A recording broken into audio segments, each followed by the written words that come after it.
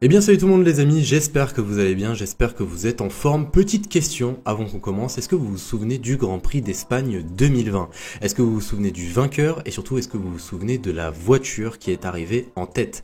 Eh bien le vainqueur, il n'y aura pas de surprise, ça reste encore une fois Lewis Hamilton. Lewis Hamilton, pilote exceptionnel, et la voiture qu'il avait entre les mains, c'est la Mercedes W11. Sur 17 Grands Prix cette saison-là, Lewis Hamilton en a remporté plus de la moitié grâce à cette monoplace. Pourquoi est-ce que je vous parle de la voiture? Puisque j'en ai une littéralement à la maison. Voici la Mercedes W11 que Lewis Hamilton avait entre les mains lors du Grand Prix d'Espagne. Ce fameux Grand Prix où Lewis Hamilton a dépassé nul autre que la légende Michael Schumacher en nombre de podiums. Si vous voulez également une de ces monoplaces chez vous, ces voitures viennent de la collection F1 d'Altaïa, avec les plus grandes monoplaces qui ont considérablement marqué la grande histoire de la F1, comme la W11 que je viens de vous montrer, mais également la F2002 de Schumacher qui, tout comme Lewis, n'a laissé aucune chance à ses concurrents.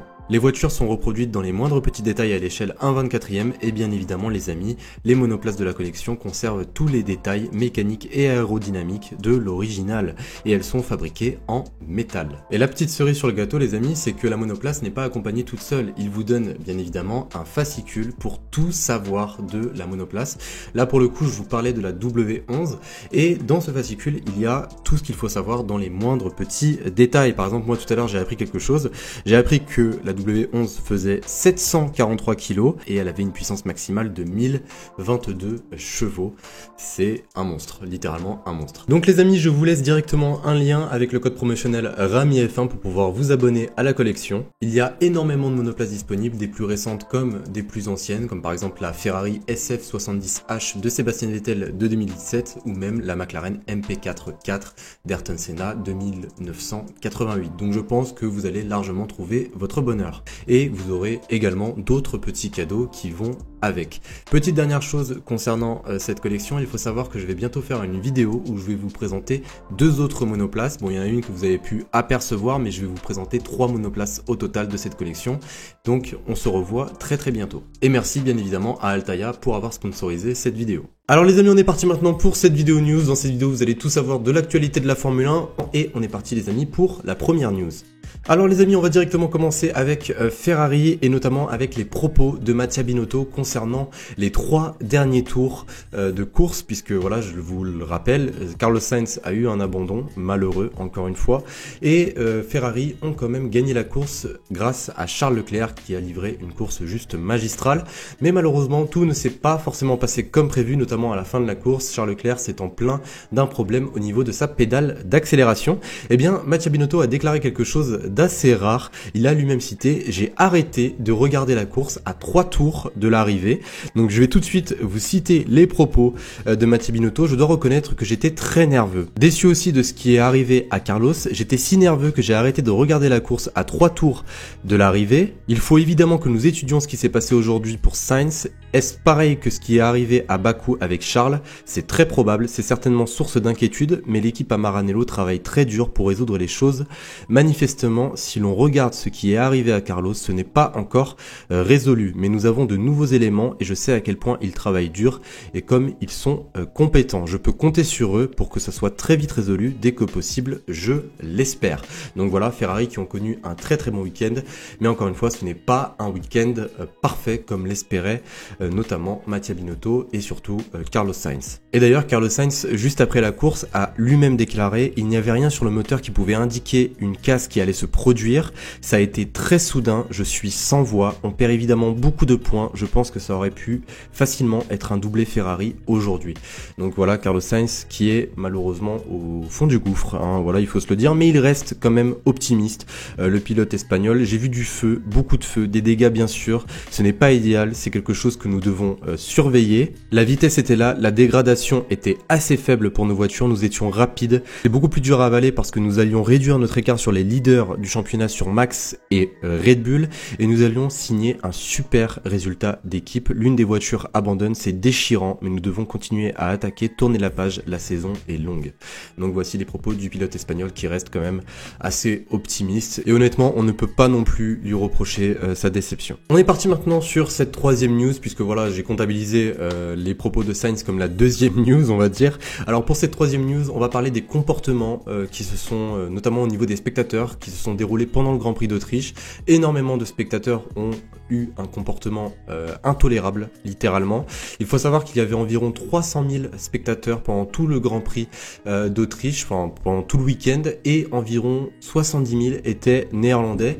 Bien évidemment on ne fait pas de généralité mais c'est surtout les spectateurs néerlandais qui ont été pointés du doigt concernant les comportements qui ont été inacceptables. Alors un pilote en particulier a voulu réagir. Il faut savoir qu'il y a eu un communiqué de la F1 qui ont eux-mêmes cité que les comportements, ce genre de comportement était inacceptable et ne sera pas toléré à l'avenir. Mais également, Lewis Hamilton a voulu réagir concernant ces comportements. Je suis arrivé avec un état d'esprit vraiment positif ce matin.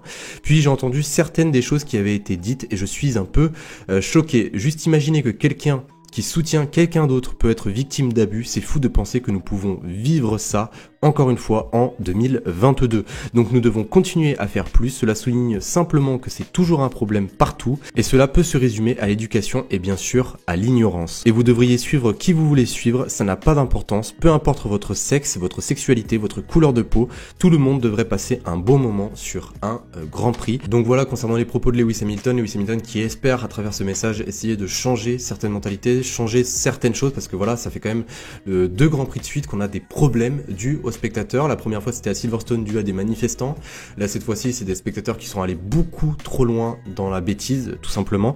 Donc voilà, j'espère que ça sera réglé à l'avenir. Donc les amis, comme je l'avais dit en début de vidéo, on va s'intéresser à 2 pilotes, on va faire un petit point transfert, on va commencer par Sébastien Vettel et ensuite on terminera par Pierre Gasly. Alors Sébastien Vettel a communiqué quelque chose qui n'est pas négligeable. Sébastien Vettel veut se battre non seulement pour des points mais également pour des victoires. Le quadruple champion du monde étudiera son avenir chez Aston Martin avec sa famille dans les prochaines semaines. Je vais tout de suite vous citer ce qu'il a dit. Je veux me battre non seulement pour des points mais pour des victoires, sinon le plaisir est perdu. Dans les semaines à venir avec ma famille, je devrais être clair sur le réalisme de mes objectifs et sur la quantité d'énergie qu'il me reste et pour grandir avec l'équipe. Donc voici les propos du pilote allemand. Il faut savoir qu'au même moment des propos de Sébastien Vettel, McLaren ont également déclaré quelque chose qui fait rapport avec les propos de Sébastien Vettel concernant qu'il explorerait des potentielles options pour 2023 au cas où Ricciardo déciderait de quitter l'équipe. Voilà, le bilan de Ricciardo au bout de environ 2 ans chez McLaren reste extrêmement mitigé. Les résultats ne sont pas là, le pilote n'arrive pas à s'adapter à la monoplace. Il faut savoir que Ricciardo a été renouvelé jusqu'en 2023. Donc ils estiment qu'il y a une possibilité que Ricciardo puisse partir de chez McLaren. Moi personnellement je ne pense pas que Ricciardo prendrait cette décision. Avoir une place en Formule 1 aujourd'hui est très compliqué. Et McLaren ont cité 2 options pour remplacer le pilote australien. Donc il y a Sébastien Vettel, voilà, pilote d'expérience qui pourrait remonter McLaren jusqu'au sommet, et Alexander Albon, voilà, Alexander Albon qui est chez Williams. Donc ça serait des potentiels pilotes pour remplacer Daniel Ricciardo. Dites-moi les amis ce que vous en pensez de Sébastien Vettel chez McLaren, est-ce que ça pourrait fonctionner? Donc voici pour Sébastien Vettel. Maintenant évoquons le cas Gasly. Alors Gasly, lui, à la différence de Sébastien Vettel il a déjà plusieurs titres de champion du monde, il a connu énormément de top teams, et Gasly malheureusement ce n'est pas le cas. Il peine encore une fois à trouver une porte de sortie, puisque certes AlphaTauri c'est bien mais une top team c'est mieux, voilà, on va pas se le cacher. Donc Pierre Gasly a voulu tant bien que mal revenir sur son week-end qui a été désastreux. Moi je vais être totalement transparent avec vous, moi-même pendant la vidéo débrief j'ai mis Pierre Gasly dans mes flops parce que selon moi, à part la journée en qualification où il a été plutôt bon, eh bien la course sprint il crée un accrochage avec Lewis Hamilton. Pendant la course principale il se prend 5 secondes de pénalité pour des sorties de piste à répétition, il se prend 5 secondes encore une fois pour un accrochage au virage 4 avec Sébastien Vettel. Donc voilà, un week-end désastreux pour Pierre Pierre Gasly. Donc je vais vous citer maintenant les propos du pilote français. Le week-end a été un désastre. À part les qualifications, nous ne sommes nulle part en termes de rythme. J'ai fait tout mon possible dans la voiture, mais en ce moment, il n'y a simplement rien à faire. Alors je pense que nous avons désespérément besoin de ces évolutions sur la voiture afin de pouvoir obtenir des résultats corrects. Il a également donné son avis concernant les sorties de piste. Il a lui-même cité: c'est la même règle pour tout le monde, je ne l'ai pas respectée et j'ai donc été pénalisé, c'est ma faute. On lui a également parlé de son accrochage avec Sébastien Vettel. Il a encore une fois cité: j'ai essayé de me battre aussi durement que possible et j'ai été pénalisé, alors j'imagine que je suis le responsable. En même temps, on sait que quand on se bat à cet endroit côte à côte, c'est toujours un risque. Je crois qu'on l'a vu dans le passé, ce n'est pas intentionnel mais c'est malheureux pour Sébastien. Et pour terminer son interview, il a également voulu faire un point sur sa monoplace. Aucun rythme, je ne suis nulle part, regardez Yuki, regardez-moi, même avec la stratégie, nous avons perdu une place quand nous sommes rentrés au stand. Mais en fin de compte, nous n'avons simplement pas de rythme, on peut faire ce qu'on veut, n'importe quelle stratégie, mais avec une telle vitesse, nous ne pouvons pas continuer ainsi, il faut que nous repartions de zéro, nous devrions avoir de nouvelles pièces qui arrivent, espérons qu'elles viendront pour la France et que nous pourrons montrer un meilleur rythme là-bas. Donc voilà les amis, concernant les propos de Pierre Gasly suite au Grand Prix d'Autriche. Alors je vais très brièvement revenir sur l'avenir de Pierre Gasly. Quel est l'avenir possible? Moi personnellement j'ai étudié un petit peu toutes les options. Honnêtement, alors déjà, il faut miser sur les pilotes qui partiront à la retraite dans les années à suivre. Déjà, Sébastien Vettel, selon moi, il y a 50% de chances qu'il parte à la retraite à la fin de cette année. Donc, il pourrait avoir une place chez Aston Martin. Voilà. Certes, ça sera encore peut-être du moins pire que chez AlphaTauri. Bon, après, on ne sait pas comment sera l'Aston Martin l'année prochaine. Mais bon, ça pourrait être une éventualité pour Pierre Gasly. Il pourrait également avoir une place chez Mercedes si Lewis Hamilton prend sa retraite également. Moi, personnellement, pour moi, ça reste la meilleure option pour essayer d'aller chercher de gros résultats. Mercedes ont une longévité en Formule 1 qui reste exceptionnelle. Ils ont toujours été là, ça fait 10 ans maintenant qu'ils sont là. Mais vu tous les efforts et le travail que Lewis Hamilton met en avant sur cette monoplace, eh bien, je n'imagine pas Lewis Hamilton partir à la retraite d'ici 2022, enfin du moins d'ici cette fin d'année. Donc, je ne pense pas que Mercedes reste une piste envisageable. Ensuite, il y a la piste McLaren. Alors, McLaren, ça pourrait être une bonne chose.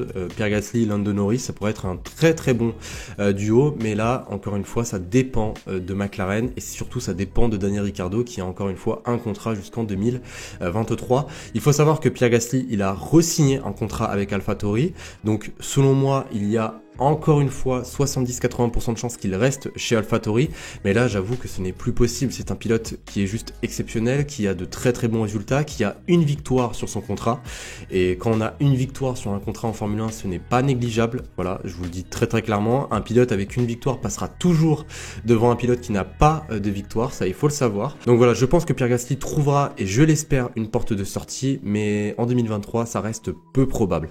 Donc voilà les amis, ça reste la grande question de cette vidéo. Est-ce que vous pensez que Pierre Gasly peut trouver une top team d'ici 2023 ou même 2024? C'est la grande question de cette vidéo. Je vous laisse me donner votre avis dans les commentaires. En tout cas les amis, j'espère que cette vidéo vous aura plu. N'oubliez pas le petit like, le petit abonnement si c'est le cas. On se retrouve normalement demain pour une nouvelle vidéo sur F1 22 cette fois-ci. Et sur ce les amis, je vous souhaite une excellente journée, une excellente soirée. Prenez soin de vous et je vous dis à la prochaine. Salut tout le monde.